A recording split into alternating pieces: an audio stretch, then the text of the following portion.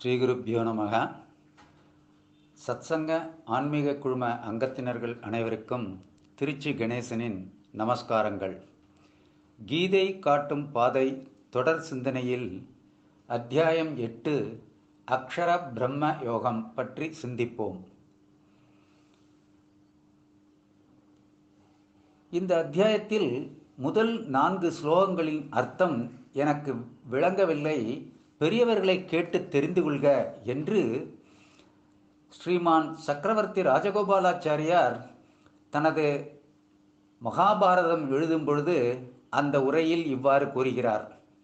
ராஜாஜி போன்ற பெரியவர்களுக்கே புரியவில்லை என்று சொன்னால் கீதையை விளக்கி சொல்வது அவ்வளவு எளிதல்ல என்பதனை புரிய வைப்பதற்காக இதை அவர் சொல்கிறார் என்று அர்த்தம்.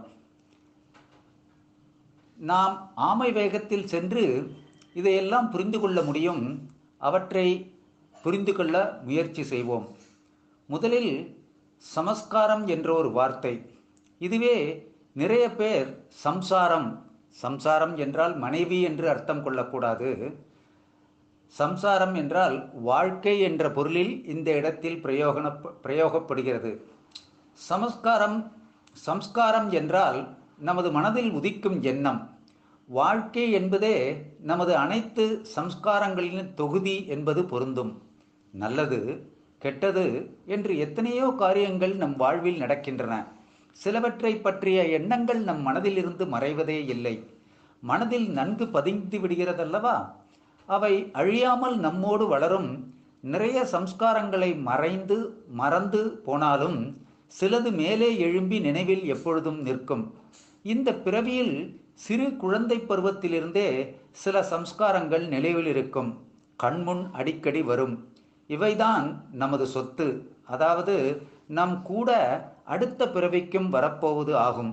இதுபோல் எண்ணற்ற சம்ஸ்காரங்கள் பல பிறவிகளில் நம்முடனே தொடர்ந்து வருவதை நாம் அறிவதே இல்லை. ஒரு பெரிய மூட்டையை நாம் எப்பொழுதும் சுமந்து செல்கிறோம். அதற்காகத்தான் நாம் இறக்கும் தருவாயில் நல்ல எண்ணங்களே மனதில் நிற்க வேண்டும் என்று பெரியவர்கள் சொல்வார்கள். கடைசி நிமிஷத்தில் நீ எதை நினைக்கிறாயோ அதாகவே நீ ஆகிவிடுவாய் என்பதன் அர்த்தமும் இதேதான். இறக்கும் பொழுது ஒரு தாயானவள் தன் பிள்ளையை நினைத்தே மரணம் அடைந்தால் அவளுக்கு பிள்ளை பாசம் என்கிற சம்ஸ்காரம் பலமாக இருந்தது. அவள் செய்த மற்ற காரியங்கள் அந்த அளவு அவளை பொறுத்தவரை முக்கியம் இல்லை என்று அர்த்தம். நமது எண்ணங்களை நல்ல எண்ணங்களாகவே இருக்க பழகிக்கொண்டால் கடைசி நேரத்தில் நல்ல எண்ணமே நம் மனதில் நம் நினைவில் நிற்கும். நமது செயல்களின் பதிவு, அதாவது ரெக்கார்ட் என்பதுதானே சம்ஸ்காரம். அது தொடர்ந்து அடுத்த பிறவிலையும் வந்து நம்மை ஆட்டுவிக்கும். நல்ல செயல்களை வாழ்வில் பழக்கப்படுத்தி கொண்டோம் என்று சொன்னால் இறுதி வேளை இனிததாக அமையும். பகவான் நாமா இதற்காகத்தான் சொல்கிறோம். சாகிற காலத்தில் சங்கரா என்று சொல் வராது. அப்பொழுது போய் சங்கரா என்று நினைத்தால் கூட சொல்ல முடியாது. மூளை வேலை செய்யாது, நினைவு தப்பும், நாக்கானது குளறும். ஏற்கனவே சொன்னபடி மரணம் ஒரு நீண்ட உறக்கம். மரக்கட்டை போல் தூங்கும் பொழுது எந்தவிதமான எண்ணமும் இல்லை. ஆனால் தூங்கி எழுந்த பின் மீண்டும் நமக்கு எண்ணங்கள் தொடர்கின்றன. அதேதான் அடுத்த பிறவியிலும். முற்பிறவியில் பதிவான சம்ஸ்காரங்கள் தலை தூக்கும். ஒருவனின் குணம் இதால் தான் விளைகிறது. பிறந்த நிமிடம் முதல் நாம் மரணத்தை நோக்கியே ஒவ்வொரு அடியாக நகர்கின்றோம்.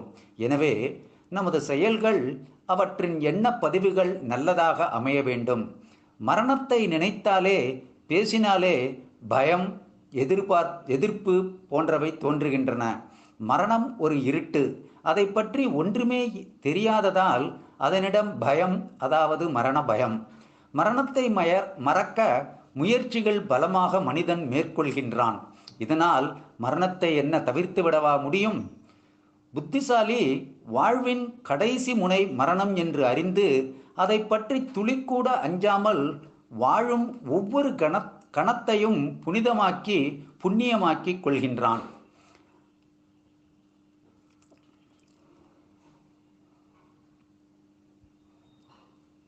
நான் என் 60 வயதிற்கு பின்னர் இரவும் பகலும் இறை சிந்தனையில் இதனால்தான் படிக்கின்றேன், எழுதுகின்றேன், சொல்கின்றேன். அதற்காக எல்லா முயற்சியிலும் ஈடுபடுகின்றேன். பலருக்கும் பயன்படட்டும் என்ற எண்ணம் மட்டும் அல்ல, எனக்கே அவை பயன்படட்டுமே என்ற பேராசைதான் இதற்கு காரணம். நல்ல விஷயங்களில் சிந்தையும் ஈடுபடட்டுமே. பிழை எங்கேனும் தென்பட்டால் உடனே திருத்திக் கொள்வோம். தெரிந்தும் அதை தொடர்ந்து செய்ய வேண்டாம் அல்லவா? பாவங்கள் செய்தாலும் கடைசியில் ராமநாமம் சொல்வோம் என்று எண்ணி ஏமாற வேண்டாம்.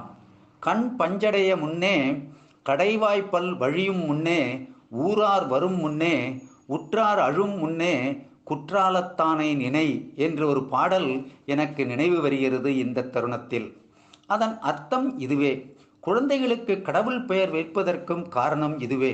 அடிக்கடி கூப்பிட்டு கொண்டே இருந்தால் இறைவன் தன்னை கூப்பிடுவதாக எண்ணி நமக்கு அருள் புரியட்டுமே. நினைவில் அவன் பெயராவது கடைசி வரை இருக்கட்டும். நல்ல சம்ஸ்காரங்களை சேகரிப்பது இப்படித்தான். ஒரு குடம் நிறைய சிவன் மீது ஊற்றாமல் கொஞ்சம் கொஞ்சமாக சொட்டு சொட்டாக ஜலதாரை செய்வது, இருப்பதை கடைசி வரை தக்க வைத்துக் கொள்வது. காஞ்சி ஸ்ரீ மகாபெரியவா அடிக்கடி எதற்கெடுத்தாலும் சிவசிவா சிவசிவா என்று சொல் என்பார். அது பழக்கமாகிவிடும் 5 எழுத்து மந்திரம் அல்லவா? அர்ஜுனா, என்னை இடையராது நினைவில் கொண்டு உன் கடமையான போரை புரிவாயாக என்று கிருஷ்ணன் சொல்வதன் அர்த்தம் இப்பொழுது புரியுமே. கர்மம் விகர்மமாக வழி இது. ஒரு ரகசியம், பகவானை நினைத்து கொண்டு செய்யும் காரியங்கள் எதுவுமே எப்பொழுதுமே நல்லதாகவே முடியும்.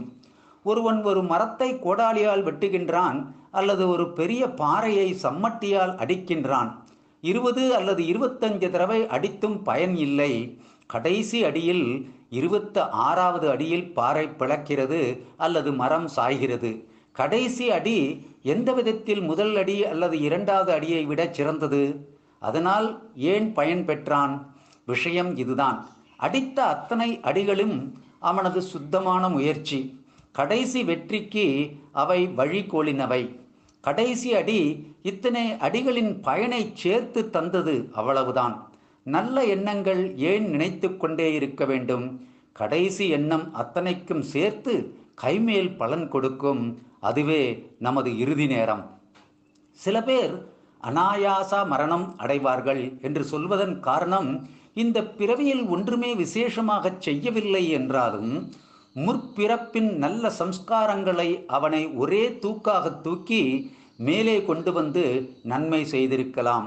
நமக்கோ இது புரியாமல் ஆச்சரியத்தை அளிக்கின்றது.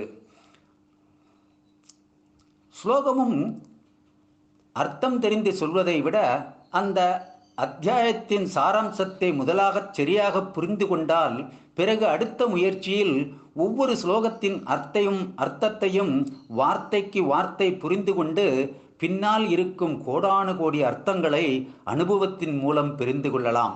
இதனால்தான் கீதையின் பாதையில் சிந்தனையில் ஒரு அத்தியாயத்தினை 2 பகுதிகளாக பிரித்து முதல் நாள் அத்தியாயத்தின் முழு சாரத்தையும் பற்றி எனக்கு தெரிந்தவரை கூறுகிறேன். பிறகு 2வது நாள் அதே அத்தியாயத்தில் ஒவ்வொரு ஸ்லோகத்திற்கும் உண்டான அர்த்தத்தை சுருக்கி தினமும் 10 அல்லது 12 நிமிடங்கள் கூற முயற்சிக்கிறேன். ராமருக்கு அணில் உதவியதைப் போல்.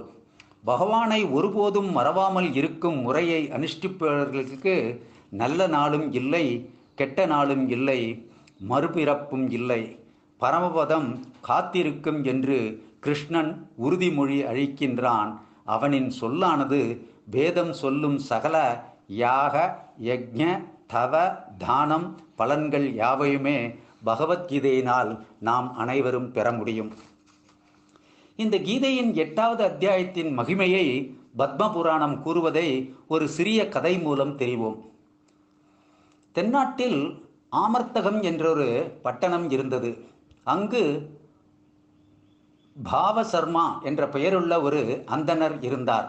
அவன் தன் ஜாதிக்கு உரிய தொழிலை செய்யாமல் மதுவும் மாம்சமும் புசித்து வந்தான். ஒரு நாள் அவன் மதுபானம் அதிகமாக புசித்ததால் இறந்தான். அதனால் அவன் ஒரு காட்டில் பணமரமாக அடுத்த பிறவி எடுத்தான். அதே காலத்தில் குசீலன் என்றொரு பிராமணன் வாழ்ந்து வந்தான். இவன் குமதி என்பவளை மணந்திருந்தான். குசீலன் தானம் வாங்குவதையே தொழிலாக கொண்டவன். பணத்தாசையின் காரணமாக மிக பாபமான தானங்களையும் பெற்றான். அதனால் அவனும் அவன் மனைவியும் சில காலம் கழித்து இறந்த பின் பிரம்ம ராட்சசமாக உருப்பெற்று பசியாலும் தாகத்தாலும் அங்கும் இங்கும் அலைந்து திரிந்தார்கள். ஒரு நாள் மேலே நாம் பார்த்த பனைமரத்தடியின் வந்து சேர்ந்தார்கள். அப்பொழுது மனைவி தன் புருஷனை பார்த்து கேட்டால், இத்தனை நாள் இந்த கஷ்டத்தை அனுபவிக்க வேண்டும் என்று தெரியவில்லையே, நமக்கு விமோச்சனமே கிடையாதா என்றாள். அதற்கு அந்த பிராமணன், பிரம்ம வித்யோபதேசத்தை பெறாமலும் அத்தியாத்ம விசாரம் செய்யாமலும் கர்மங்களை அனுஷ்டிக்காமலும் நமக்கு இந்த கஷ்டத்திலிருந்து விடுதலை என்பதே கிடையாது என்றான். உடனே அவள், பிரம்மம் என்றால் என்ன, அத்தியாத்மம் என்றால் என்ன, கர்மம் என்றால் எத்தகையது என்று கேட்டாள். இந்த கேள்விக்கு பகவத்கீதை 8வது அத்தியாயம் முதல் ஸ்லோகத்தின் பாதி. ஆகவே இந்த ஸ்லோகத்தில் உள்ள கேள்விகளை அவள் கேட்டவுடன் திடீரென்று அப்பணமரமானது முறிந்து விழுந்தது. அதனின்று பாவசர்மா திவ்ய ரூபத்துடன் எழுந்தான். அதே சமயத்தில் பிரம்ம ராட்சசர்களாக இருந்த தம்பதிகளும் திவ்ய ரூபம் பெற்று விமானத்தில் அமர்ந்து வைகுண்டம் அடைந்தனர். பாவசர்மா பகவத்கீதையின் 8வது அத்தியாயத்தின் முதல் ஸ்லோகத்தின் ஒரு பாதியை அங்கு நடந்த சங்கதிகளையும் பாறை மீது பொறித்து வைத்தான். மற்றும் புண்ணியஸ்தலமான காசிக்கு சென்று மாதவ பெருமாளை ஆராதித்து தினந்தோறும் அக்கோயிலில் 8வது அத்தியாயத்தின் இந்த ஸ்லோகங்களை மட்டும் அடிக்கடி ஜபித்து வந்தான். ஸ்ரீவைகுண்டத்தில் ஒரு நாள் பகவான் காலையில் கண் விழித்தவுடன் ஏதோ யோஜனையில் இருக்க மகாலட்சுமி தாயார் அவரை என்ன யோசிக்கிறீர்கள் என்று கேட்டாள். பகவான், பாவசர்மா என்ற பக்தன் கீதையின் பாதி ஸ்லோகத்தால் என்னை தினமும் ஆராதிக்கின்றான், அவனுக்கு என்ன தருவது என்று யோசிக்கிறேன் என்று சொன்னார்.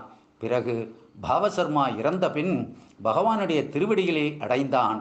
அவனுடைய முன்னோர்களும் இதேபோல் நற்கதி அடைந்தனர் என்று ஸ்ரீ பத்மபுராண கதையானது 8வது அத்தியாயத்தின் மகிமையை பற்றி கூறுகிறது.